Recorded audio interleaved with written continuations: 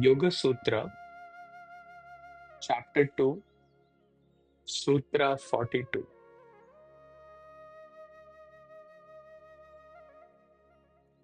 Santoshat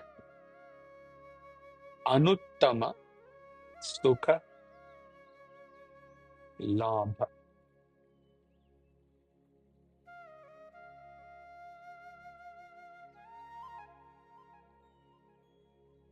Santosha, satisfaction, contentment.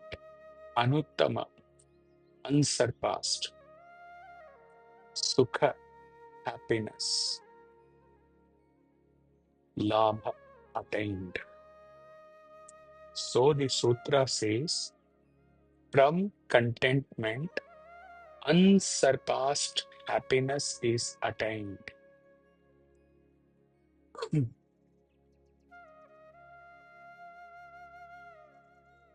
Someone said, the days that make us happy make us wise. When we review them, this line, we shall almost certainly find that they had one characteristic in common. There were times when, for some reason or the other, we had temporarily ceased to feel anxious. When we lived in the depths of the present moment without regretting the past or worrying about the future. This experience or this state is what is called as contentment by sage Patanjali. Pandit Rajamani, in his commentary on the sutra, writes, practicing contentment means eliminating all craving. Craving is the mature state of desire. There are as many desires as grains of sand on the earth and stars in the sky.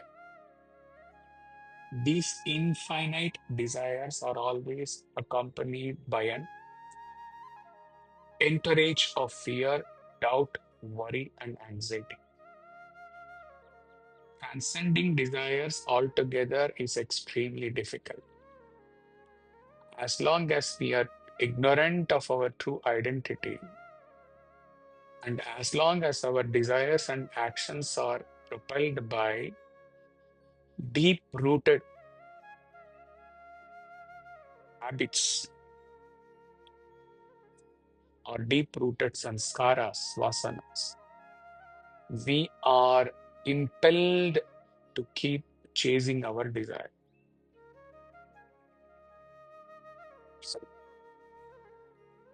So, Panditji says, practicing contentment means eliminating all craving. It's a big statement. Can we imagine life without craving? Can we go an entire day without wanting anything, even for an hour, even for a few minutes? Could we sit contentedly for a minute without craving for anything, or without wanting anything, or without a thought on anything? These kind of questions would help us recognize how much of our life energy we spend on craving, how much of our life energy we spend on wanting things to be different than they are. Happiness which comes from the satisfaction of a desire can be very vivid, very explicit, but it is limited by its own nature to a comparatively short duration. For the satisfaction of one desire immediately gives rise to another. for, comma, the satisfaction of one desire immediately gives rise to another. And so the moment of happiness ends in further anxiety. Life is like a river, ever changing, ever flowing. You can step into it again and again, thinking you are bathing in the same river. It is not true. The water that was there earlier is no longer there now. Every time you take a dip, it is new water. No two moments are alike. It is ignorant to cling on to your past or a perceived future. Life runs its own course. The river may be muddy in the monsoon or cold in the winter. It may be pleasantly warm on some days or crystal clear on others. At any rate, as long as the source does not dry up, it will continue flowing. Our life also flows like that.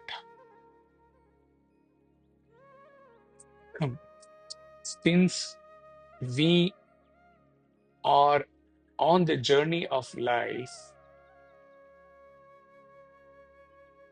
can we afford, can we walk with grace, with contentment?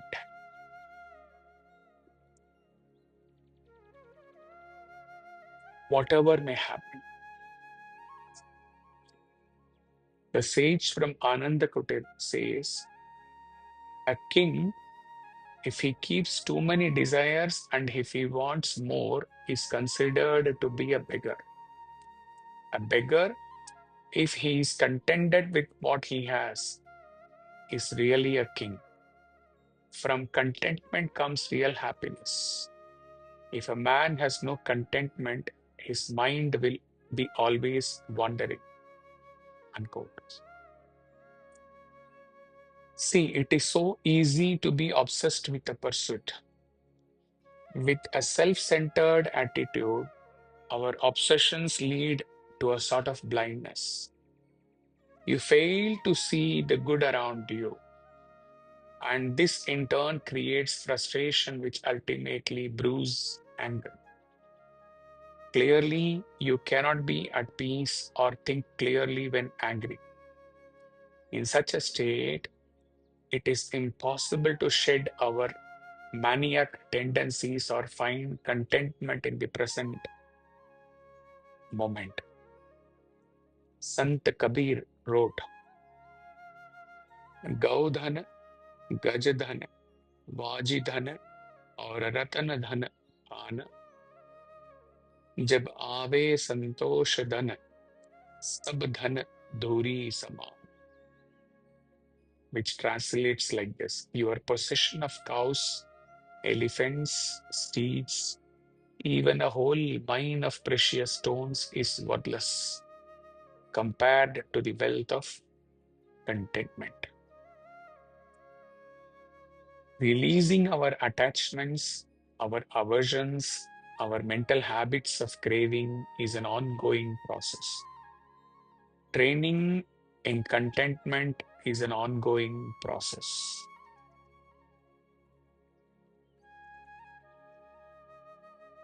Every time you notice an inner craving, offer gratitude that you noticed because you could still be lost in the craving, and turn your attention to the present moment.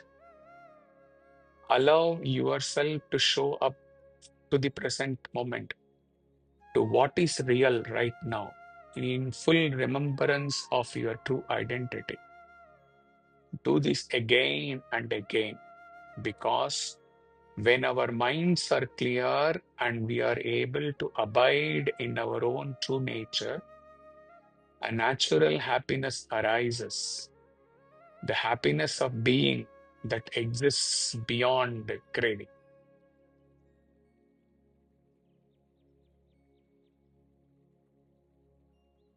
Practicing contentment, practicing gratitude allows us to experience the joy of simple pleasures without clinging on to them, without trying to control them, without trying to make them last forever. The practice of contentment does not mean we stop taking care of our basic needs or stop working towards our goals. What it means is that we take care of ourselves and we put forth effort in the world from a content state of mind. Practicing contentment is the daily practice of offering gratitude for the gifted nature of life. It is the daily practice of working to find freedom from the craving that cloud our thinking process and our decision making. It is the daily practice of working to find freedom from the conditioning of the mind that constantly tells us we are lacking in something. Happiness or contentment gives you great joy. Anuttama means the greatest happiness will be received. Just cultivate this habit of being happy.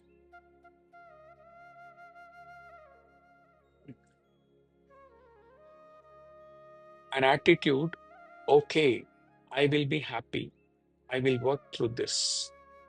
This attitude brings you the greatest and incomparable happiness in life. It cannot be compared to anything. Anuttama sukha labha. You will experience the best quality of pleasure in your life. See, when you are happy, not happy from within, nothing can bring you happiness from outside. Very important. Practicing contentment means showing up to the present moment in full remembrance of our true identity. This means that rather allowing the present moment to be colored by our attachments and our aversions and our fears and our cravings, we stand in every present moment grounded in the truth of our being. We remember that even when it is too cloudy to see the sun is still shining. And in the same way, we remember that even when we are facing something that is really hard, or we are dealing with a deeply habituated craving, the truth of our being remains the same. Contentment is not conditional.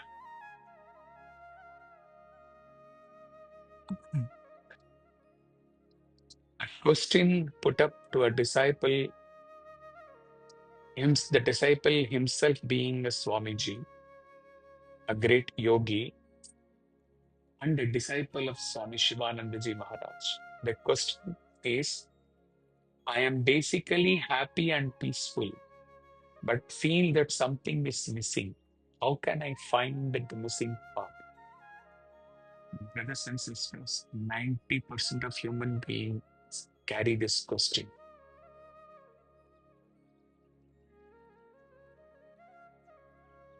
I am basically happy and peaceful, but feel that something is missing.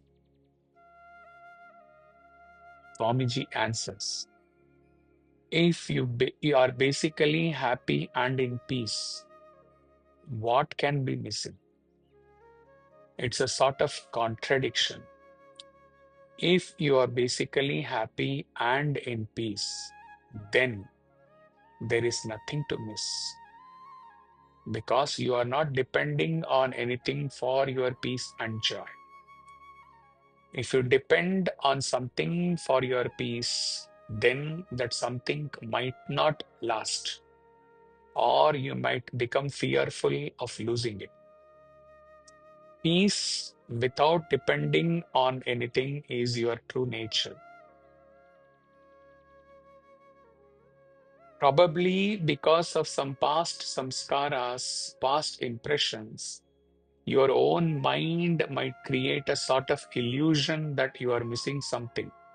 It will say, don't you think you are missing something? Don't you think you were happier before? This is the trick of your mind. It does not want to let you be happy. It wants to make you unhappy. So it creates an imaginary void as if you are missing something. Don't give room for that void. Nothing is ever taken away from you without it being replaced by something better. So why worry about losing something?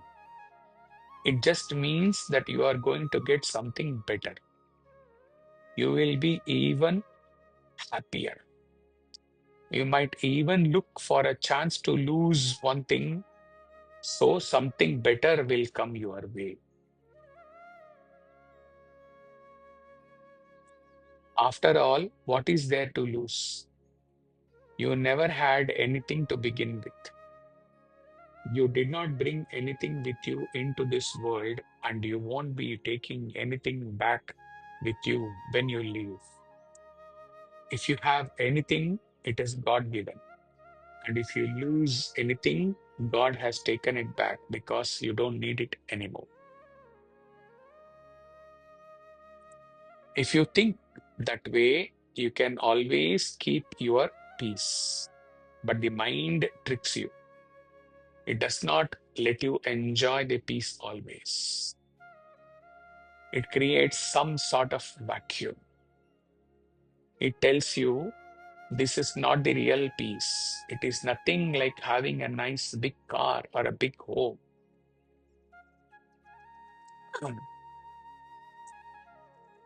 You are so young. You have come so early to spiritual life without enjoying all those things.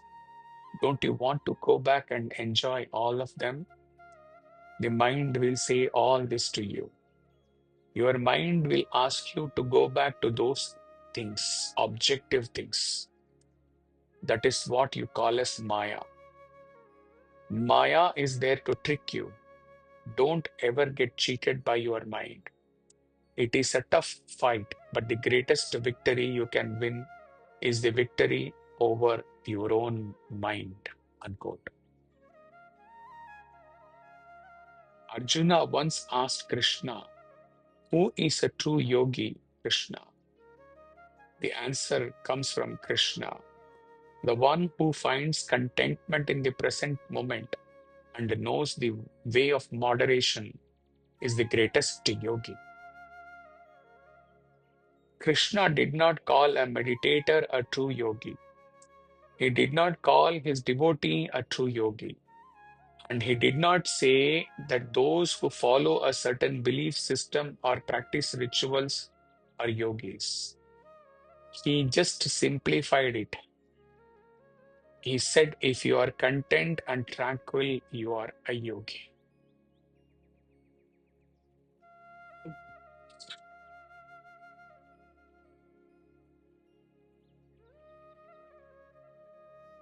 So, while we were going through this talk, in between, a part came where we said when the mind or the thought is about craving or wanting something, about some desire, we said stop for a moment. If you stop there, you are successful. Otherwise, you are a failure. Stop there and think.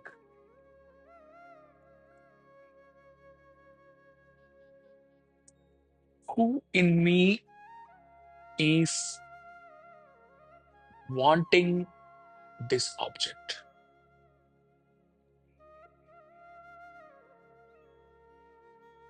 It is the real me, the true me, aham, which is asking, desiring for this object, or my mind influenced by attachments and desires and impressions of my past enjoyment with that object, they are pushing me to think, to crave for this object. If you give that one moment to yourself and you release yourself from that mind influenced by your samskaras and your attachments, then at that moment you go back to the real you, the aham, without those desires, without the play of mind. And if you can practice this every moment, you are a yogi, as per Krishna, because you are always contented. You are always tuned to your real identity.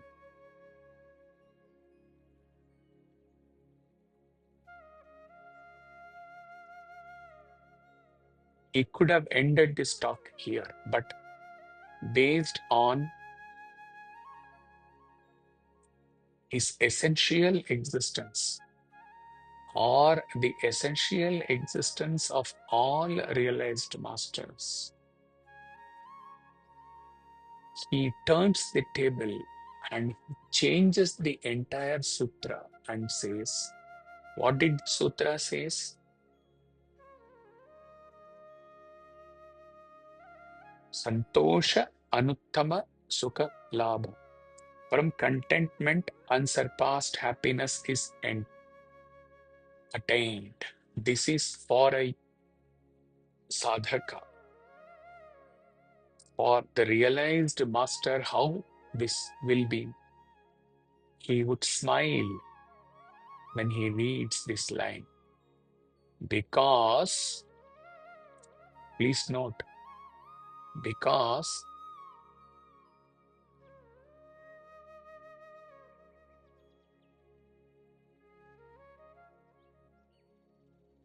in his state of supreme joy, Brahma Ananda,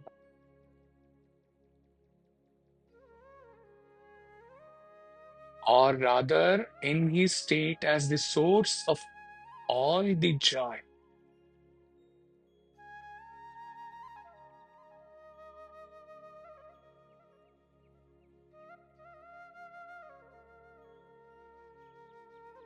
wherever he goes, whatever he says, whatever he does,